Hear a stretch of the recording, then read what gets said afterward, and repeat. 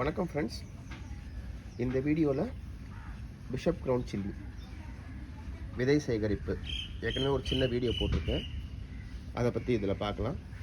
இப்போ இந்த செடி பார்த்திங்கன்னா ஆல்மோஸ்ட் ஒரு 18 months ஆகுது. கிட்டத்தட்ட 18 months சொல்லலாம்.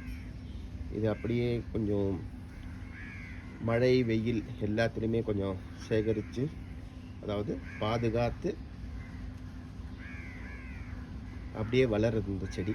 என்ன வெயில் கொஞ்சம் அதிகமாக இருக்கும், அப்போ பார்த்தீங்கன்னா கொஞ்சம் இடத்த மாற்றி மாடியில் அப்படியே வைக்கிறது.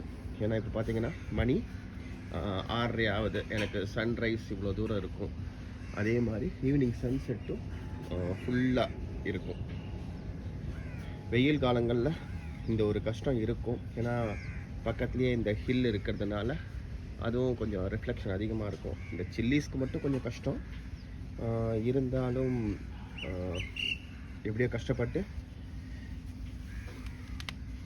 இதை பாதுகாத்து கொண்டு வந்தாச்சு. ஜஸ்ட் இது வந்து அப்படியே நான் டைரெக்டாக அப்படியே லைவ்லேயே இந்த வீடியோவை எடுத்துடுறேன். ஏன்னா நிறைய சீட் சேவிங்காக விட்டுருக்கேன் இந்த பிஷப் கிரவுன் சில்லி. மொத்தம் 2 செடி இருக்குது. இது ஒன்லி பிஷப் கிரவுன் மட்டும்தான் இந்த பேக்கில் இருக்கிறது. இது 18x18 பேகு, லைக் ஒரு பேனியன் மாதிரி இருக்கும். இப்போ பாருங்கள், இன்னொரு செடியும் இது பண்ணுறேன்.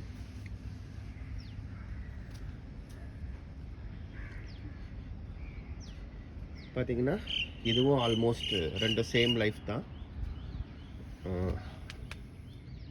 ஆல்மோஸ்ட் 18 months கிட்டத்தட்ட. எல்லாமே நிறைய பேர் சீட்ஸ் கேட்டிருக்காங்க ஃப்ரெண்ட்ஸ் குரூப்பில் எல்லாருமே. ஸோ அதுக்காக அப்படியே சீட் சேவிங்காக ஃபுல்லாக விட்டாச்சு. விதை எடுத்து கொடுக்க வேண்டியதுதான். ஏன்னா இதுக்கு விதை எடுத்தாலும் நமக்கு ஒரு உறக்க நிலை அப்படிங்கிறது ஒரு 2 to 3 months தேவை. இப்போ இதை பழுக்கிறதுக்கே ஆல்மோஸ்ட் ஒரு 3 weeks ஆனாலும் அகெயின் ஒரு 2 months உறக்க நிலை, அதாவது ஜனவரி மாதத்துலேருந்து விதை பகிர ஆரம்பிக்கலாம். நான் விதை ஷேரிங் ஆரம்பிக்கும் போது ஒரு நார்மல் ஒரு மெசேஜ் போடுறேன். அப்போ எல்லோரும் யார் யாருக்கு வேணுமோ அப்போ வாங்கிக்கலாம். இப்போ இந்த செடியும் பார்த்திங்கன்னா 18x18 க்ரோ பேக்கில் தான் இருக்குது. நல்ல பேனியன் ட்ரீ மாதிரி இருக்கும். என்ன வெயிலில் மட்டும் கொஞ்சம் அப்படியே வாடினா மாதிரி இருக்கும். திருப்பி நம்ம இஎம் ஸ்ப்ரே, பஞ்சகாவியா ஸ்ப்ரே இந்த மாதிரி ரெகுலராக கொடுக்கும்போது நல்லா எடுத்து நல்லா பூ எடுத்து நல்லா காய்க்கும்.